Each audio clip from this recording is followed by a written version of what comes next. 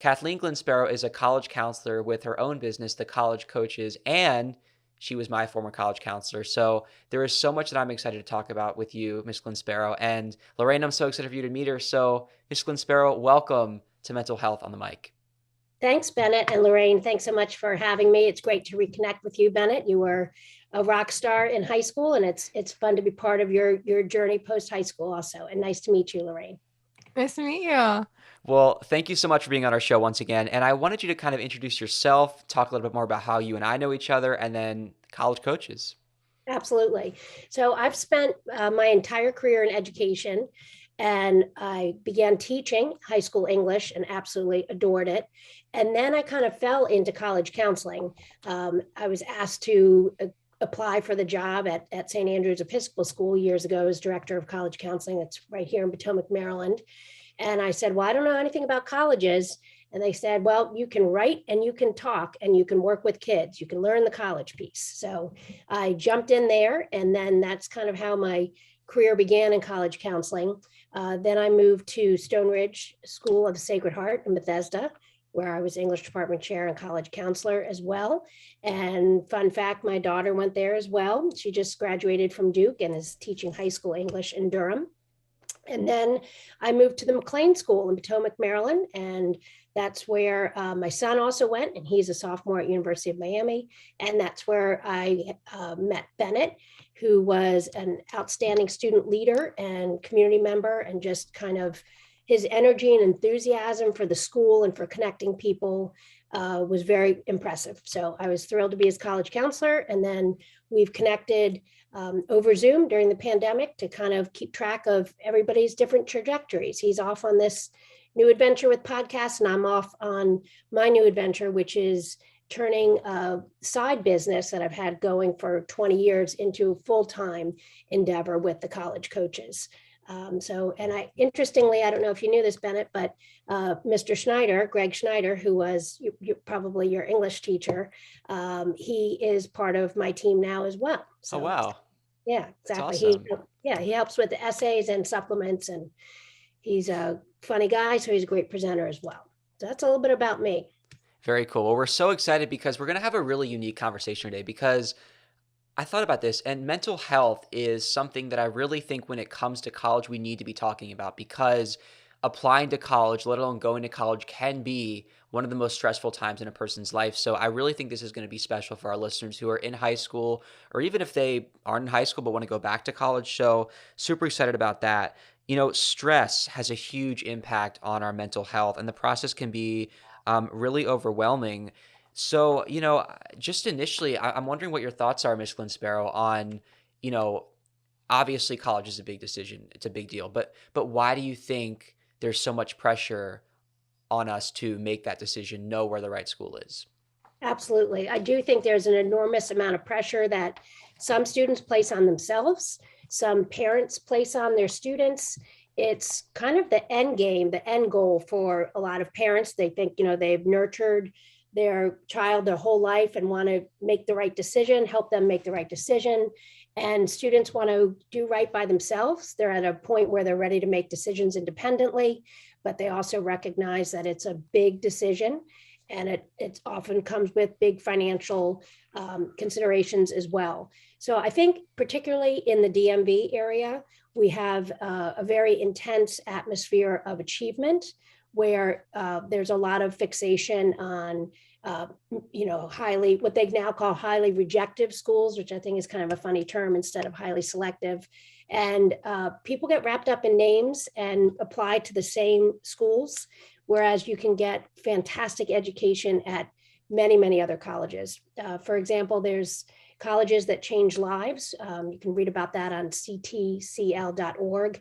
And that talks about 40 colleges about in the US that just take students where they are and catapult them to the next level through terrific interaction with professors and signature programs. And those kind of schools are not necessarily on everybody's mind. The last thing I'll say on that is there's also a book by Frank Bruno called Where You Go Is Not Who You Are. And it includes some outstanding examples of successful people We all define success differently. My definition of success is happy and healthy and doing what you love. But successful people who didn't go to college at all, or they chose a very circuitous path, or they went to a college that wasn't a fancy name and have been led wonderful, happy lives. Mm. Lorraine, I'm wondering if you have any thoughts because obviously, like, once again, this is a process you're going through right now, and there's Yeah. so many schools to choose from. I'm wondering what you think about what Miss Glynn-Sparrow is saying about just how there really is such a wide selection of paths for college students to take. Yeah, and I can totally like agree about the whole, the stress of the name and that everyone like focuses on that. And for me, I'm still building like my list for colleges. And I find it very challenging because, you know, there's so much like I don't know what the right word is, but everyone knows like, the name of these like really, colleges, and it's very overwhelming, I think, because you feel like sometimes your success is based upon if you even get accepted to those schools and then if you go. And so, but what you've said in those resources, I'm definitely going to take a look at because I definitely want to expand my list, but also know that like those aren't the only option and that, there's amazing schools that people just don't really discuss that are available too. So I'm definitely going to take a look at those because I'm in the process of making my list and trying to figure all that out.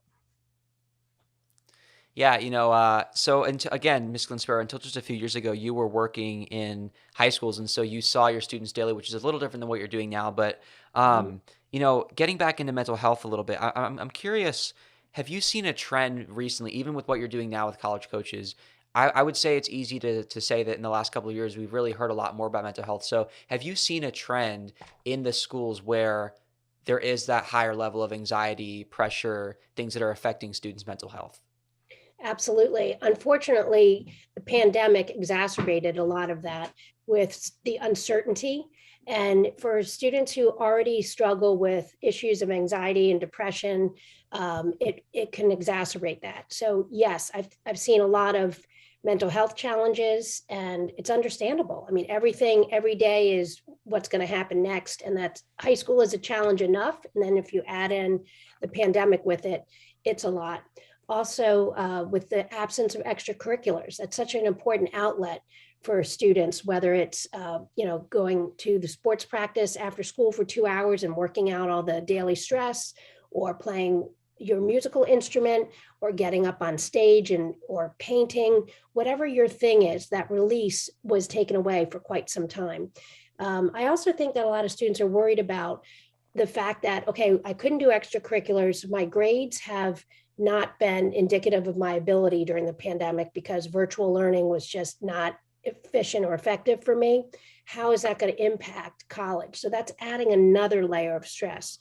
But what I can say to that is I've been on a lot of webinars with college reps and college counselors talking about this very thing. And the reps say, look, we're living through this pandemic too. We get it. We know you couldn't be in the play or have your soccer season or have your piano recital. It's happening to them too, so they're very understanding about that. And what they're doing is shifting away from the emphasis on testing. I'm sure you've heard about the test optional movement. Away from testing, away from heightened extracurriculars, and more on the student, more on the essay, teacher recs. Interviews are coming back into play because Zoom makes it much more efficient and attainable. So I think it's added a lot of stress. The good news, I think there is good news in this, is that colleges are very, very much aware of this. They know what's happening with their current students with the pandemic. So many schools are improving and enhancing and adding to their mental health resources on campus and making it much more attainable and for students. So I think that is a bit of good news that's coming out of this process for current college students and those who are in high school heading to college. Yeah, Lorraine, I'm wondering, experiencing that right now, being in school, and you've talked on the show before about what it's like to go to school during a pandemic. But with everything Miss Glynn-Sparrow said and everything that you can attest to as a high school student, I'm wondering if you could talk a little bit more about just what you feel like as far as how that has affected you, and where you're looking when you think about the future. Yeah, so unfortunately the whole pandemic started when I was in my freshman year. So that was rough. I had a normal first start, and then next thing you know, we were, out of school for 2 weeks, and then it became the rest of the year. And then so it was a difficult time. And then I started my sophomore year remote, which was rough because I was starting my first AP class, and remote was just very difficult for me. Um, just to like adjust to an AP class and let alone be remote during that was very difficult. But it is good to know because I really felt throughout that whole thing that a lot of my things I love to do, I wasn't able to do anymore. I'm a very like club sport mix. Like I do drama, but I also do softball, and then I do environmental club. Like I had so much going, and so having that stripped away was hard for my mental health, but also made me stressed. I was like, well, if I'm applying to colleges, like, there's not. I had all this stuff, and now I some of that was taken away for like months on end, and I was like, what are colleges going to think, and do I have enough? But it's really good to hear that they are understanding of the whole circumstance of the pandemic, and um, what they're gearing towards now.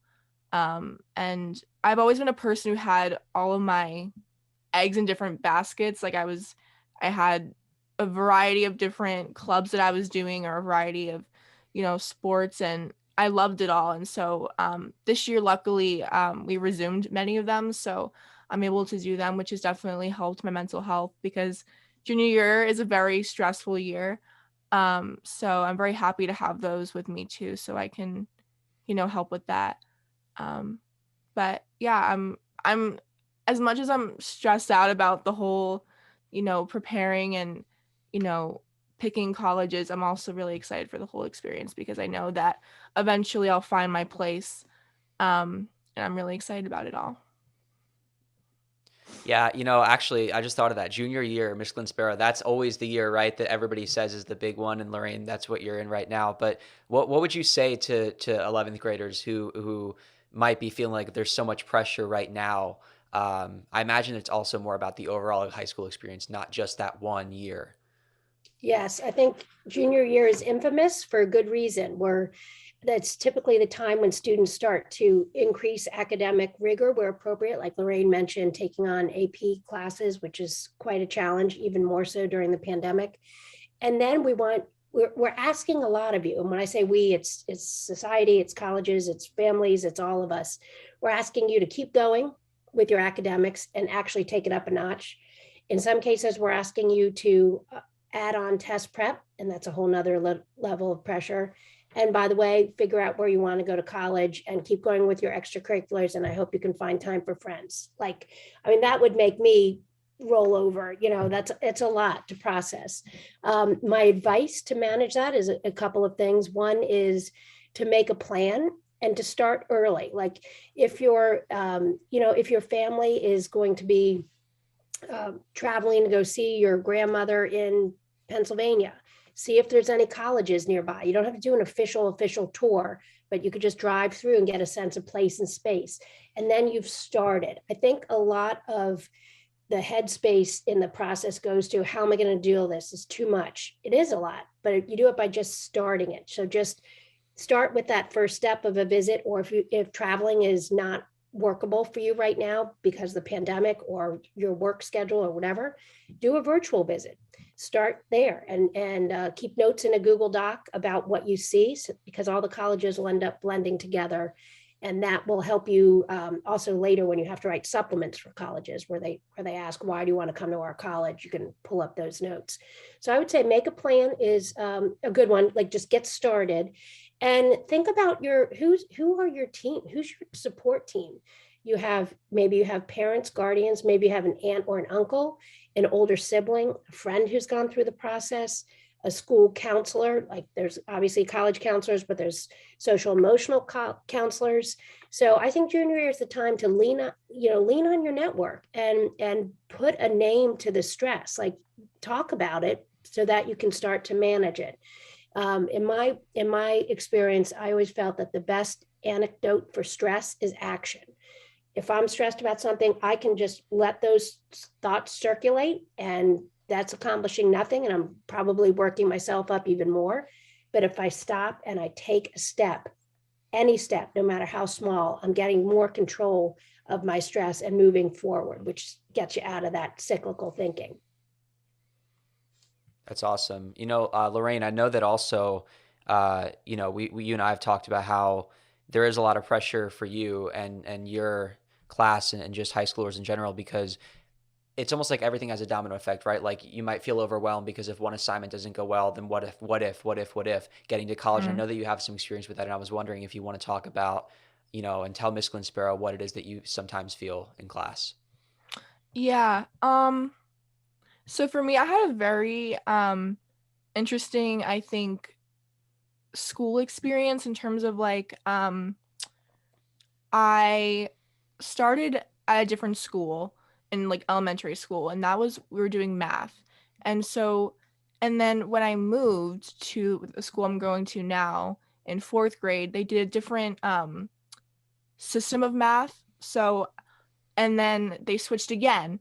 And so I had like 3 different math curriculums, and that was not good for me. I got very confused. My math was very difficult until I think about 6th grade middle school where it finally clicked. So, but for me, math, I was kind of a late bloomer.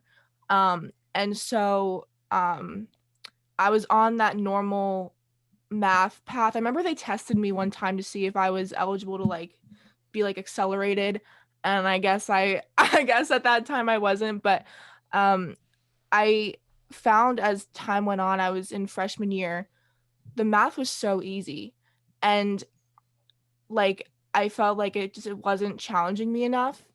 And so I decided sophomore year to kind of do like the unthinkable, I guess, but I doubled up so I could get to be in that advanced placement.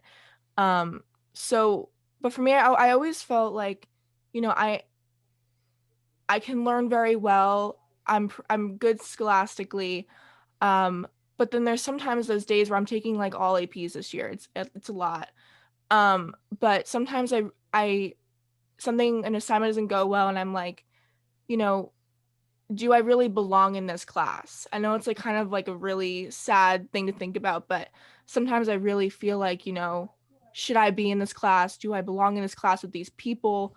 And that's kind of a thought that runs in my head every so often. And I think it creates all this stress because I'm like, well, um, if things continue not to go well, like what if I do bad on this assignment, then, the grade goes down and the GPA goes down, and then, you know, um, colleges might not like that. And then it's just, it's a cycle of like, what if, and it gets to like the extreme of like, oh, then I won't get into here. And then like, oh, what about my career after that? So there's just so much that goes in my head. And I'm trying to really control that because it can be definitely damaging for sure. But it's a rough cycle sometimes for me.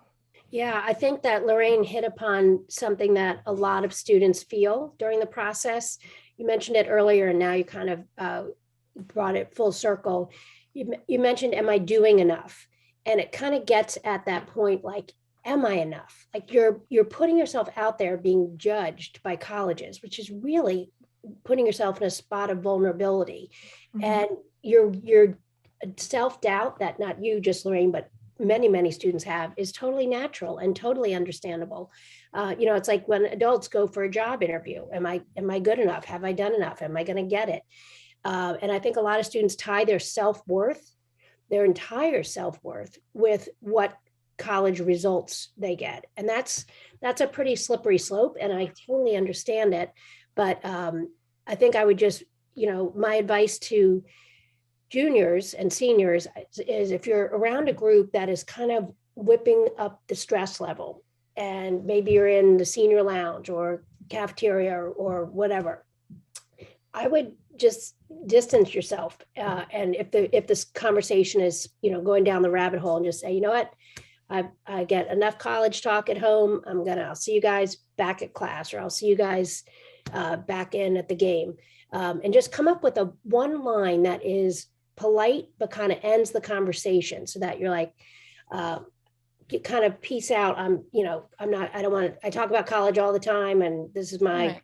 time to relax. So that might be a good thing. I know that when I worked at Stone Ridge and my daughter was a senior, they put up a sign in the senior lounge in the fall saying no college talk. And it was great. It was a great idea, because it was like a space where you could just go and unwind and not talk about college. So that's just one little anecdote there on students trying to manage the stress. So the stress is real, and I think that's important to acknowledge it, and to also know that your entire worth is not determined by the outcome of the college process, even though it feels like that sometimes. Mm. Yeah, I think for me it's a little different because I'm in such a different position, right? And as the listeners know, and as you know, Miss Glynn-Sparrow, I've taken a little bit of a different path actually. So I just started my first week at Montgomery College, taking intro to psychology, just starting with one class, seeing how it goes, and I've been enjoying it, I have to say. But it's kind of it's put me in a position to maybe reflect on where I was when you and I worked together a couple of years ago, because I've always been somebody who learns differently. Obviously, going to the school I was at, McLean School, a lot of us were that way. But I remember being so worried before the process even started that I was going to be overwhelmed. I know that Mhm. there's a lot of students out there who do learn differently, and who, before they even get started, are thinking, oh my gosh, there is so much I have to do between now and the time that I even find out if I'm getting into these colleges. So, what would you say to that student who does learn differently and who has kind of more challenges stacked against them because of that, yet your experience in working with them, what kind of advice can you give them? Absolutely. So I found I love my time at McLean, and I found McLean students to be the most creative, compassionate, and clever students that I've ever come across. And I always loved hearing college reps' reactions after a visit. They would sit down and they would be having a good time in the visit, because the McLean students would talk, they would engage, they were not afraid to have a conversation, to ask the rep, where are you from, what's the deal, all that kind of good stuff. So it was very refreshing. They were not afraid to talk about their interests. And I think my advice for students who have learning style differences, or anxiety, or are on the spectrum, or have some kind of challenge that they are facing right now in high school, to know, like, look what you've done already. Like, you've already handled so much in the formative years, that you can do this. You can absolutely do this. So I would celebrate that. And then I would think about, what supports do I need in college? Do I have extended time now? Do I think I need that in college? Do I need a note taker, or audio audiobooks? What is it that I need? And then talk to your college counselor, or do your own research about what colleges have the kind of supports that you need. Some colleges have outstanding programs and are really known for that support, and others are less known for that support. So I would say, check in with your college counselor, but think about what you need, and also recognize that your needs may change. It may be that when you get to college, you don't need this anymore, but this is pretty helpful. So I think focus on the gifts and strengths that have helped you shine in the classroom and out of the classroom, and use those to highlight your talents in the process. Awesome. Getting to the actual application process, you know, if you're a high school student listening, you already know what that's like. We don't have to explain what that is, but it becomes a waiting game. I mean, once you apply to those schools, the immediate stress is over, but then you're thinking about, oh my gosh, am I going to get in? And let's be honest, if you don't get in someplace, it can be devastating, and that is going to affect your mental health. So there are a lot of factors, I know, in every college's admissions decision. So I'm wondering if you have any words of encouragement for, you know, the student that may experience rejection over the next couple months. Yes. So I would explain too that the process is different every year. It's hard to predict. So there's going to be some surprises, some good, some not so good. And I would also think about the fact that there's choice. You still have a choice. If you don't get into where you want to get in, that's not the end game. There are colleges that are still accepting applications, and these are not lousy schools that you wouldn't go to. It's schools that they didn't make their yield, that they didn't expect that 10 kids would take, they thought 10 kids would say yes to the offers of acceptance and 8 did. So now they have 2 extra spots. You can also start at a college and see if you like it. And if you don't, you can transfer. Oftentimes it can be easier to get in as a sophomore. Or maybe you're just thinking about the whole college process is just way too much. You're burnt out from school, you're burnt out from the pandemic. You can do a gap year. And my advice for that is to still apply to colleges with your peers at the same time, because you've got the support of your peers and the college counselors helping you. And then you can do what's called defer, which you ask a college to hold your spot for a year. And then you can do a gap program. Colleges respect gap programs. The way the reps explained to me is nobody comes back from a gap year less mature or less aware of who they are. So there's a whole gap year association, which has a host of programs students can check out. But I don't know, did I answer your question? I kind of went off on a tangent there, I think. Absolutely. Well, Lorraine, I'm just wondering if you have any questions or thoughts, because this is probably what you're going through at the moment. Yeah, it's a very scary thing to, wait for that response. But I've actually done a few college tours, and I really liked what I've seen. And I really think if you can, taking those tours, like you said, is very, very important, because a lot of what you see online doesn't really give you enough until you're really there and you have, those true feelings about it. And so there's like 1 or 2 places where I fell in love with it. So it is scary though, because once you really love a place, you want to get in, you know what I mean? So it's hard, because you don't want to see that rejection, and you don't want to see that. But I think it's keeping your mind open to other options and not just secluding to 1 or 2. That kind of helps with that, because you don't feel as if like, oh, I didn't get into those 2, like what do I do now mindset. So I'm trying to keep thinking that as I'm going through this whole thing. Yeah, I was thinking about the actual, getting way ahead to when you get in or don't get in. But I think this even makes me wonder now, Ms. Glynn-Sparrow, when a student is touring a college, what kind of priorities should they be thinking about? And again, I think this can also apply to once they get in. What kind of priorities should somebody be thinking about when they're choosing a school for them? Absolutely. Well, Lorraine hit upon something that's very important, the feeling you get when you're on campus. And it sounds very unscientific, but the gut feeling you get is important. Like, can you picture yourself here? Do you like the vibe?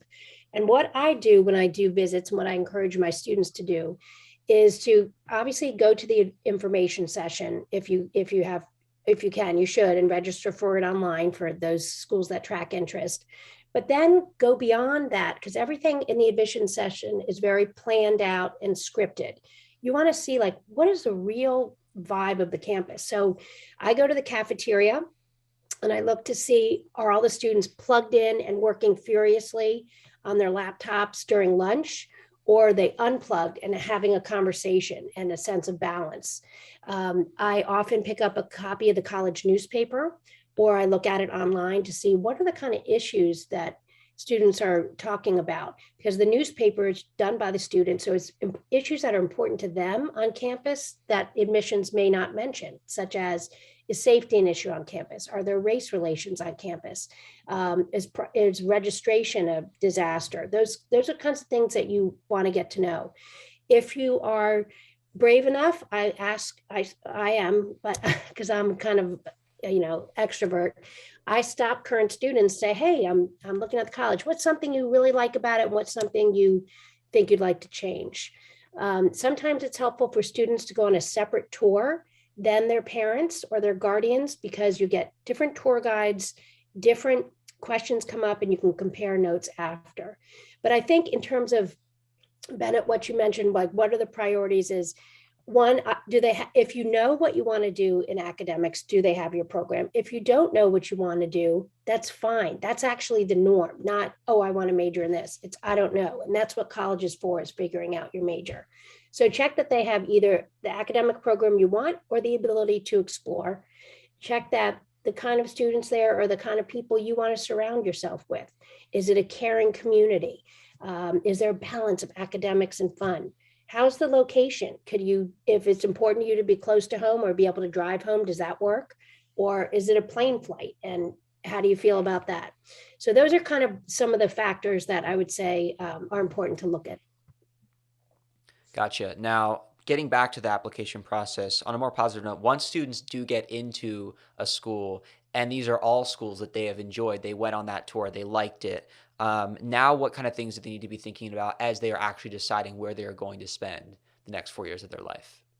Well, I think Lorraine hit upon it really well when she said you go visit a campus and you really like it and you hope you get in, right? Like it's that feeling where I like it, but I want to hold back my feelings because what if I don't get in? So, what the best thing in the world is accepted students' days or accepted students programming. Well, obviously, it's much more enjoyable if it's in person, but online is a possibility as well if necessary. Those days you're already in, so you can allow yourself to like the school and you can allow yourself to think about it more critically than you may have done on that initial visit. I think on those visits, you hold the cards because you've been accepted. So think about what do you need to feel good about a decision? Would having lunch with a student from the DC area help you to ask about how's it feel going here? Would touring the lab facilities help you to see like, well, what kind of labs am I going to, what kind of facilities am I going to be working in? So it's kind of about space and place and does this feel right? And again, we go back to that gut, which is really important. Like if you, I mean, you kind of know it's similar to also probably when you were thinking about high schools, like maybe you shadowed at a high school or maybe your high school was kind of predetermined for you, but how did you feel? How did you find your people in high school and things that interest you? And I would also take a look at clubs and extracurriculars because the beautiful thing about college too is you have a lot more time because you're not in all those 7 classes a day. And so you have time to explore and your extracurriculars even further. Hmm. Again, Lorraine, I wonder if you have any thoughts, questions, because these are decisions you're going to be making. So anything you're thinking? Yeah, no, I have this whole like Google sheet chart where I have, the name of the college and then, the notes, special features and all that fun things. And it's interesting looking at it as a whole because you get to see what does each offer and then how do you see that working with what or align with what you want. And so for me, I'm in a small school, and so for me, I really want a place where there's more to the just the school. Like there's something outside the school, like in a semi like good populated area. I want to feel more in a place where there's more people. Because I'm a very outgoing person like you. So like I want people. I love people. So that's a big factor in what I'm looking for. But then also not being, terribly far from home because family is also equally as important to me. So it's interesting just kind of analyzing each place and then, seeing what aligns with you and what doesn't. So I really like what you said because it helps you put things in perspective, not just the name, but like what do they really have to offer? So let's jump ahead to once a student actually, gets into college and chooses that school. That's a big deal. But then there's a lot that comes into play again with mental health because I mean, if you're like me, I was anxious. I was homesick from the moment that I got on the plane. There's all kinds of emotions that you're dealing with such a big transition. It's different for everybody, right? Some kids are dying to go to college. Some kids do not want to leave home, and there's some in between. So, what's your take on dealing with every emotion that you might be having during this time? Absolutely. And you're right. It is different for every student and it's unpredictable. You really can't guess how it's going to go until you get there. So what I would encourage, first of all, for students who are anxious and already know that and already struggle with that, which is many students, if you have a support here, whether that's a family member or whether it's a therapist that could possibly Zoom with you, have a plan in place. Like, I'm going to go to my first semester, I hope I'm going to love it. But if I don't, what is my plan? Like, if I'm not connecting with my roommate, what is my plan? And there's a lot of supports built in at college too. The RA on your floor, the residential advisor, is one stop right there, right on your floor. So that's really good for an emergency situation, or just a non-emergency where you're like, my roommate's driving me crazy with this, that, and the other thing. I don't know if I should switch roommates or what. The RAs are not just random people. They've been trained, and they know what resources are available on campus. And I think that's important. A lot of college students don't know, okay, maybe there's support, but I don't know how to access it. I don't know how to get it. So I would look into those kinds of things, and make sure that, like, everything is normal. Everything you're feeling is normal. If you're feeling dislodged and like this is probably not a good fit, you're uprooting yourself and beginning a whole new journey in a new place with new people, new friends. So I would say give yourself time. A lot of students want to transfer before Thanksgiving. And it's fascinating. After Thanksgiving, they go back and they're like Bennett signed, take a deep breath. They take a deep breath and they're like, okay, I can do this. I don't have 10 friends yet, like I did in high school, but I have one or two that I really like. And I'm going to try and join that club. I was too overwhelmed when I first came here, but I'm going to try. I can always not go to it. So I think connecting is important. I think the only mistake that some students make, and I understand why, is to just kind of isolate themselves. And you can't get help and you can't get happy if you're just alone in your dorm room. So you got to make yourself get out, either have your roommate and say, let's go grab lunch, or knock on a door down the hall and say, introduce yourself and go grab coffee or something, because everybody's in the same boat. Everybody wants to meet new people. So if you can just put yourself out there, I think the rewards are pretty huge. Yeah, I was somebody who dealt with a lot of social anxiety, and for some reason, my first semester I had an easier time dealing with that and talking to people, trying to meet people when I was at my first school before my path kind of went in all sorts of directions. And then coming back second semester, I isolated, and it was weird because it was right before COVID when we all were forced to isolate. And looking back, I'm like, man, I really wish I didn't. So I think unfortunately for someone like me, where it was almost kind of easier said than done at that Mhm. point to go and make the effort, I do think that there are, as easy as it is to think that there are mostly people who are extroverted, who are going to put themselves out there. I imagine too that, we could also speak to students who, like myself, might have had extra social anxiety. And like, are there any particular tips you might have for somebody who it really is a challenge to just go and knock on that door or go and say hi to someone?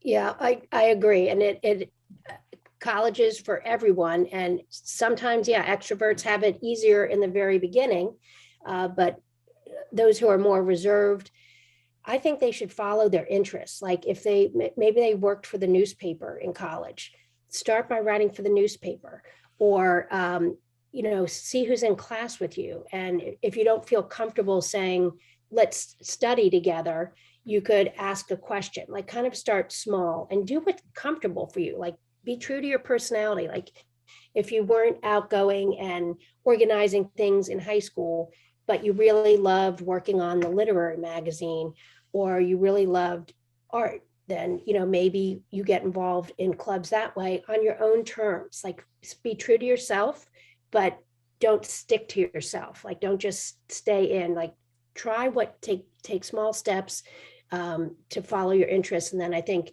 if you follow your interests, your friends will naturally develop because they'll be in the same interested in a lot of the same things that you are. Yeah, and as somebody who I wish, although I ended up taking a different path, I wish that I did get involved in more extracurriculars. I wish that I did put myself out there more. So mental health wise, I think you touched on this with high school and what we were kind of lacking during the height of the pandemic. But what would you say are the benefits from a mental health perspective to getting involved and not just going there for school and for classes, but to get the social experience and any other things? Yeah, I think that you can't do college if you're just doing class. Like that's not that's one part of college, and I'm sure parents are like, that's a really big part of college, especially if they're paying a lot of tuition or taking out loans and dealing with the burden of paying for college, which is very real. But college is supposed to be a time of self-discovery, and part of that is discovering your academic and career interests, but part of it is discovering a bit more of who you are. You're beyond now 18, you're turning into a young adult. You'll have adventures, you'll have some misadventures, and how you navigate them will kind of help you figure out what's important to you. And if you don't get involved, you don't have a chance to cultivate your current interests, and you don't have a chance to discover new ones. For example, some colleges offer a scuba diving club, or a journey to downtown DC, which even if you live here, you may not have gone and had the opportunity to tour the Capitol building or whatever. Like taking new adventures can open new avenues for you of interest that you didn't even know you had. Gotcha. I'm really excited because I think that anybody listening who is going through this process right now, regardless of where they are in their mental health journey, they're probably stressed about something. And I think that we covered so much here that I feel pretty confident that everybody's going to take away at least something. So, Lorraine, I want to turn it over to you. Any final questions or thoughts or anything that you might have for Miss Glynn-Sparrow? Because I know that this has probably given you a lot to think about. Yeah, no, I love hearing everything you have to say and discuss on these topics because I feel like, the world, it's changed so much over these like few years with the pandemic, and it's definitely complicated and raised so many questions in terms of like the college process and everything. And so I really appreciate you like coming on and like me being able to like hear this from you because, there's added on to the stress that already was there. This whole time in the world has made it even harder. So I really, really appreciate what you say, and I'm definitely gonna take your resources and the book and the website. Like I'm definitely gonna look into those, and I think many of us in our spot should do the same because we have to stick together in this, and we have to just uplift and just know that at the end of the day we're gonna find our place and we're gonna be good. So I really, really thank you for coming on. Well, and thank you both for having me. And I think you're doing quite a service to your peers who are out there navigating the college process during a pandemic, and you're putting a voice to stress and acknowledging it and helping students move forward. So I commend you both for sharing your own experiences and with the intent that somebody else might be able to take some steps forward to a happier journey because of what you've shared today as well. Well, before we let you go, Ms. Glynn-Sparrow, I really want to give you the opportunity to plug the College Coaches and talk about it a little bit, what your services offer, where people can find you online. Take it away. So the website is thecollegecoaches.com. And on that site, you can see what kind of services we offer. Something that distinguishes us is we are a la carte and hourly. So there's no big packages where you have to give us a big chunk of change and meet with us every Sunday, whether you need it or not. Maybe you just need someone to look over your essay and give you feedback. Maybe you need help choosing a topic, or maybe you need help with an expanded college list. So a family meeting might be good for you, or interview practice. I also do a summer class. One's going to be here in the DC area in my home office in Bethesda. And we've done that class for about 12 years, where students from area high schools come and get their essay and application Common App done in 4 nights. And we'll also be doing the same format on Zoom, which we did during the pandemic. So yeah, thank you very much. I appreciate it. And I wish all of the juniors listening and sophomores listening a happy and healthy college process. And if we can be of help, check us out. And if not, you all have college counselors at your high school, so take advantage of them, and they're very smart and resourceful and caring people. Well, thank you so much, Ms. Glynn-Sparrow, for being on the show. Thank all of you guys for listening to Mental Health on the Mic or watching. You can find us mentalhealthonthemic.com. Listen, Apple Podcasts, Spotify, Google, wherever you listen to podcasts. We're also on YouTube. You can watch this whole interview, all of our conversations. Follow us on TikTok, Instagram, at Mental Health on the Mic. Thank you guys so much for listening. We will see you next week.